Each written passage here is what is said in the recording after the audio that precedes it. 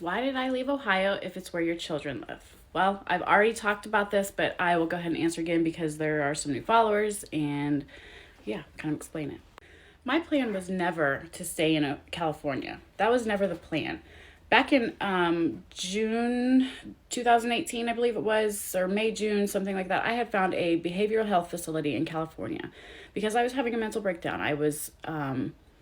I had quit my job. I had childhood trauma to heal from. I was breaking up with my fiance, or like right before our wedding. There was just a lot I needed to heal from. So I went to an inpatient facility in California and was going to be gone for 60 days and come back in August, I believe it was. Either 60 or 90 days. I can't remember the exact dates now, but it was summer of 2018 and come back.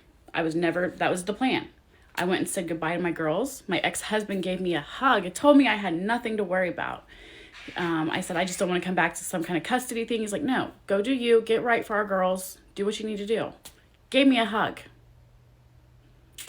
Come to find out, he goes to a hearing in June for our protection order that he was supposed to drop and stuck to his original word and made it stick. So that's why I stayed in California, because he did what he did. I knew I was not going to be able to stay away from my girls, and I didn't want to get in trouble. So I stayed in California. I had always planned on coming back. That was the plan all along, but he did what he did. Now, that's probably where my first mistake was, that I will admit. I should have came back to Ohio sooner, instead of flying back and forth, which I did. I flew back and forth a lot over those next 4 years, but I probably should have just stayed here in Ohio, and that's my mistake. That's something I'm admitting that I did wrong. So hopefully that answers your question. And Cece's right here. Let me show you. She's feeling better. See, she's feeling a lot better. She's being very ornery because I think she's just tired of having this going on, but she's a lot better. I do want to add, though, the reason I stayed in California is because my girls were rejecting me.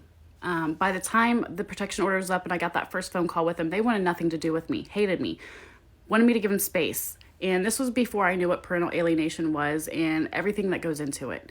If I would have known then what I know now, I absolutely would not have given them space. That is the worst thing you can do, and that's what's caused my situation today. But that's why I stayed in California, because they were telling me they didn't want me around. So I had a husband out there in California. I had, landed roots, but I was going to come back, but they didn't want me back. So that's why I stayed in California and just flew back and forth.